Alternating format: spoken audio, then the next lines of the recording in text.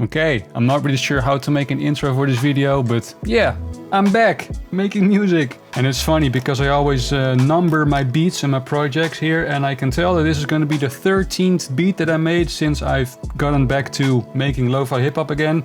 I made some other music in the meantime, but whatever. But for now, yeah, let's make some lo-fi hip-hop, or at least try to on the MPC.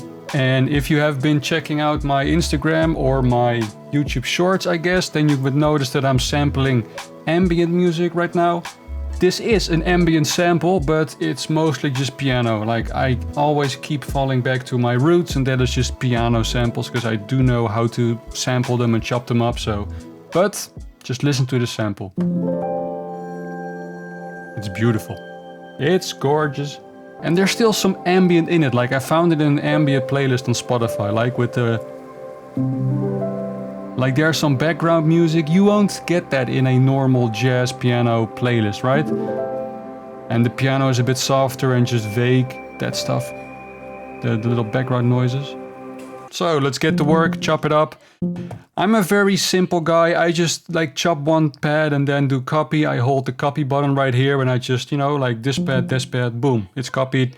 I think I sort of got that behavior from using Machine like all those years. And I just, you know, I go through the sample, make my chop and go into the next pad. And I go through the whole track and I see what I can find, and then later on, I would just see what kind of pattern I can make with the stuff that I found. I usually don't pick a small area of the sample, or maybe I do, but I go through the whole song and then later on, I get my pattern going.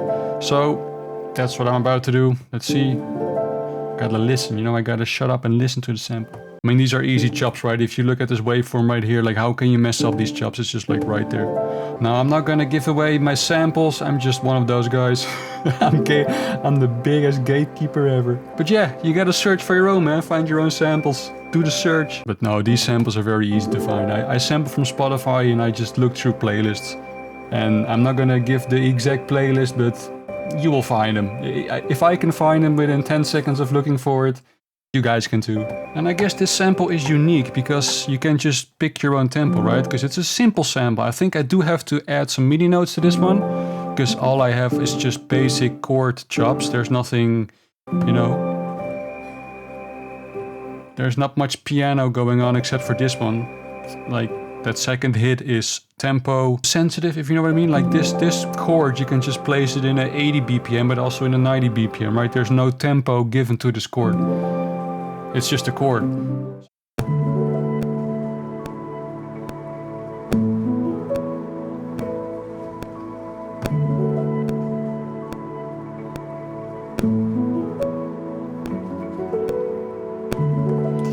Not sure if that's it, but for now it is maybe. And yes, I use, I think, ADSR mode you call it sometimes, but node on, yeah. So yeah, like the grid shows, it's just... I don't like to mess with endpoints of my sample. It's just very simple. If you put it in node on, you let it go and it stops playing. It's simple. So you don't have to like chop twice, if you know what I mean. Now there are two effects which I normally use, and that is Air Flavor Pro and Talkbox, if I want to add some flavor to the sound. This one already has quite a bit of flavor, like it already sounds quite, yeah, good to me. But I always just put a talk box on it and listen.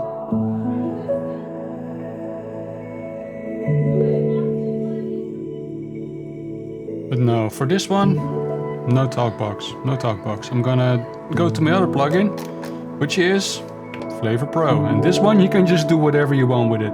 One of the things that I do like to do is put some vinyl noise on it. Just manually, I put it all the way up, or at least like, you know, 70%, whatever. Put some crackle on it. These ones all go down. And some noise, but this one has a low pass filter probably. Yeah. Yeah, it's hard to hear, but yeah, there it is, the vinyl noise. But this sounds more interesting than this. Still sounds cool, like, no matter what you do. But this is definitely, for me personally, the plugin if you want to add flavor to your sounds, because you can just do so many things, man. Like so many different sounds. You can make it very tiny.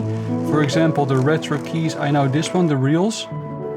You don't change much about the sample, but just a little bit, right? Just a little bit of a low pass filter, distortion pitch, just a tiny bit going on. Actually, I'm gonna use this one, yeah, the reels. Just a tiny bit of specialness to it. Gonna add some more violin noise, like I said. Yeah, that sounds cool.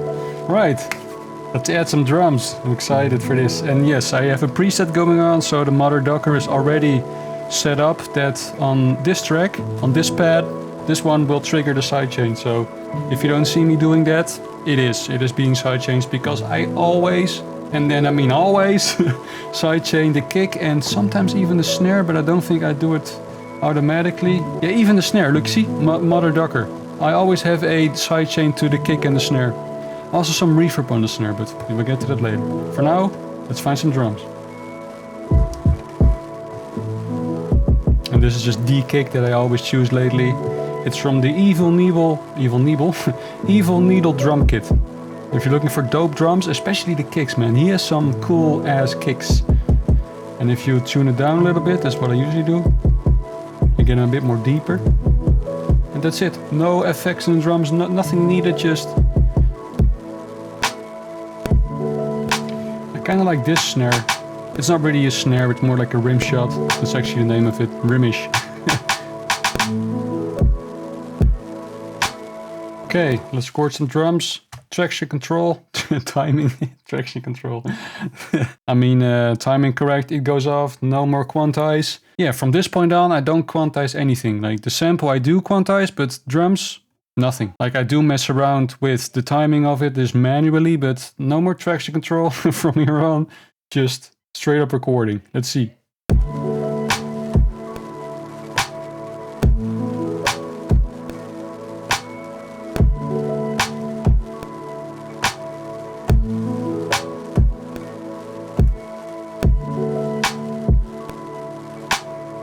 Not sure if I want to keep that part with the kick, but for now I'm keeping it in. No more metronome from this point on either. If it sounds good, it is good. Yeah, I'm gonna keep that in. I like it. You see, if one note is just slightly off in the wrong way.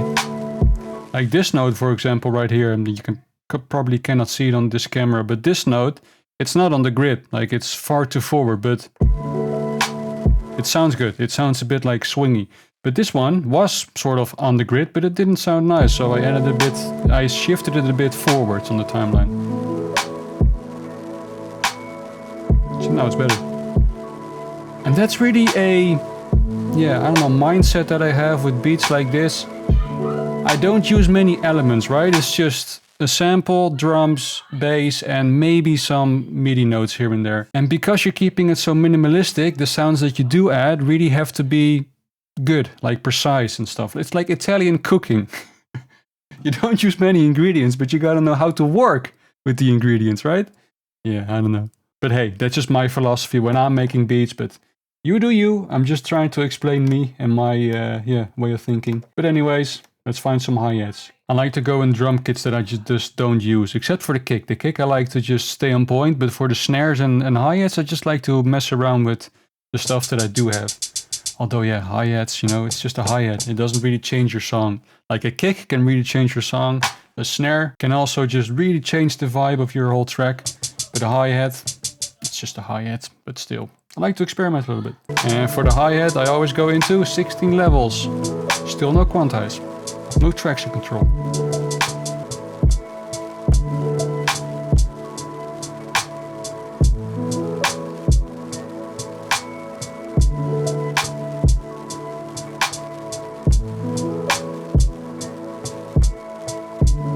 I need to adjust so many notes.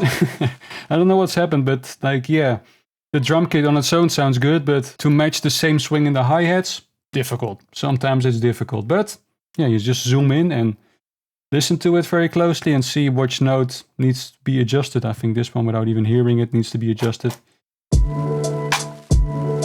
But you see, this swing, you don't get this swing if you quantize your drums, like, and this is a lot of swing, I must admit, but I like it. And just tone it down a little bit. And yeah, note for note, you go through it, listen to it, and adjust it. Turn it down a little bit.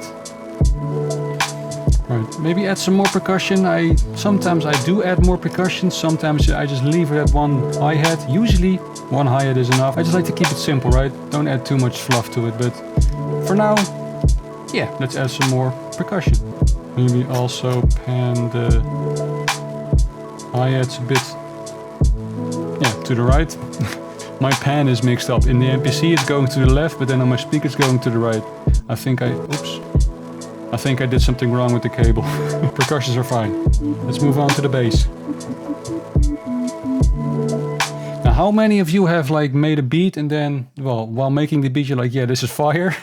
Like recorded the bass line. I'm especially talking about making a bass line here, but and then the next day or an hour later, you like, oh, I wonder what that beat sound like. You press play and the bass is just like completely off tune.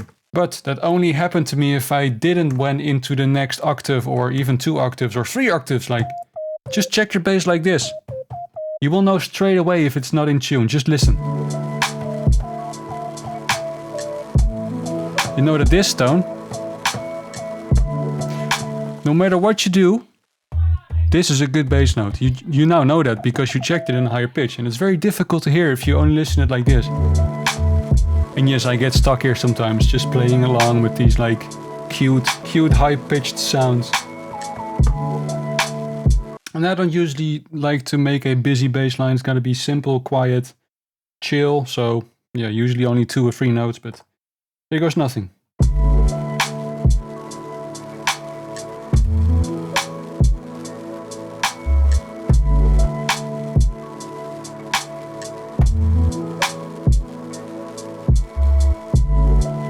But that's not all, because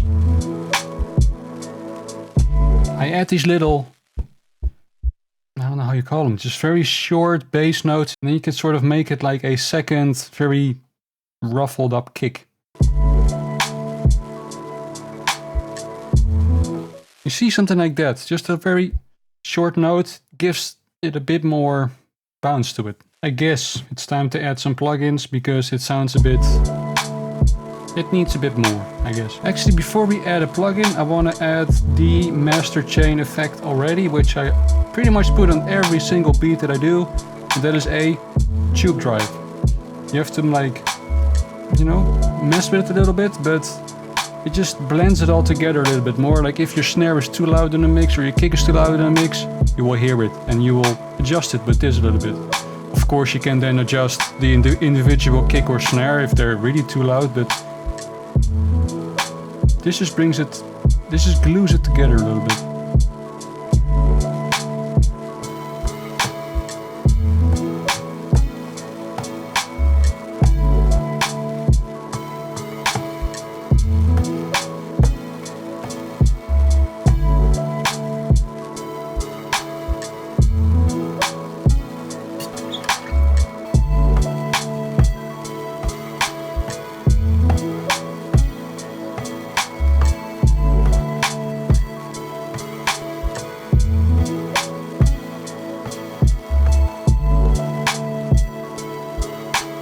I really like adding what I just did, like a simple melody that doesn't really change a lot. It's just a little, yeah, very simple.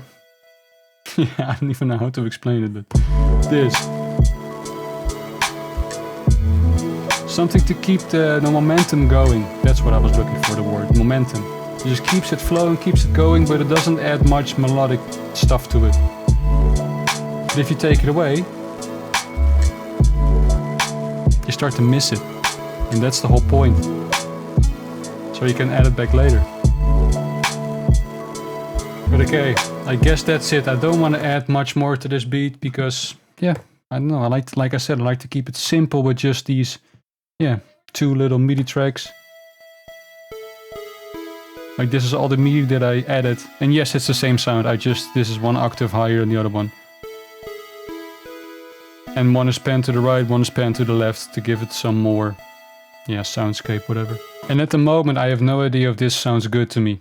I get lost in the sauce. Like if I keep hearing the same loop over and over and over again for about 1.5, no, it's been like roughly 1 hour by now. I just don't know what I'm listening to anymore. I'm not sure if I'm the only one, but I really have to wait with releasing any music or making like an Instagram story. I'm always very cautious of that. I always just walk back from it, walk away from it, and then an hour or two later, I listen to it again, and I'm like, yeah, this is actually dope. Or I'm like, what the fuck? This sounds like shit. And that happens quite a lot too. When I'm like now in the moment, I think like, yeah, this sounds cool. But then I get back to it and I'm like, nah, what were you thinking? But right now in the moment, I like this beat. It sounds cool. I especially like the sample. The sample was just like simple. It was such a simple and easy job to like, yeah, it's just pretty much 2 chords. And no, I'm not gonna arrange it right now. I am actually like still looking for a good way to arrange my beats. I tried the arranger mode. Where is it? I don't even know where it is. Like, where is it? Arrange. There it is. I put it there. Like, sure, I know how it works. I can just copy this thing that I'm looking at right now, these 4 bars, copy it to like however many bars I want it to be, and then I can just start removing stuff. But I found it very tedious. I don't know why, because yeah, like it's all a bit like, you see that it glitches sometimes. I'm not a big fan of it yet. It's a bit clunky here and there, especially if you have like right now I'm already losing my way around these 4 bars. Just imagine if you have a whole song, if you zoom out, these little MIDI notes, they get so tiny and so small. I don't know what I'm looking at anymore, so... But yeah, that's just me. I was looking at ways into, you know, stemming it out to like FL Studio or another DAW, and then I can just do it. I was looking at mutes. That's how I usually used to do it. Just mute your sounds. Like you start out with this, and then you can remove a snare, for example, like this one. Hold up. Like stuff like that. Yeah, here's a secret. Every single beat of mine was recorded like that, just live. I mute stuff here and there. I go into the pad mute as well, so I can only mute the snare or only mute the kick whenever I want to. And yeah, that's how I build my beats. I don't like to mess around with this arranger, still don't. But yeah, we will see. But anyways, for now, that's the beat. I wonder how this video is gonna be. Maybe I will hate it. I must say that I don't like to talk while making music. I discovered it today, right now, because I get distracted. I start thinking about what I want to say and stuff, and I get pulled out of the moment. Like, the best thing about making music, and yes, I'm just yapping at this point, so, but whatever. The best thing about making music for me is getting lost in it. The only thing you think about is the sounds that you hear, right? That's the only thing, and you become the music, you become the beat that you're making. And when I'm trying to talk with this video and stuff, I noticed that I got pulled out of that. And it's one of the things that I like about making music. I get lost in the sauce. I like that, lost in the moment. And yeah, if that doesn't happen while talking to it, while talking at the same time, then yeah, maybe this video format is a rare video because I'm never gonna do it again. But whatever, I'm talking out loud, I'm yapping, this is all bullshit anyways, but yeah. If you made it this far, thank you, and you know, leave a like, leave a comment. I would love to hear your input. If you have any comments about what I should do better, or you know, maybe just give me some inspiration, please let me know. But yeah, I'm just yapping at this stage. Thank you for watching, and I hope to see you on the next video. Peace.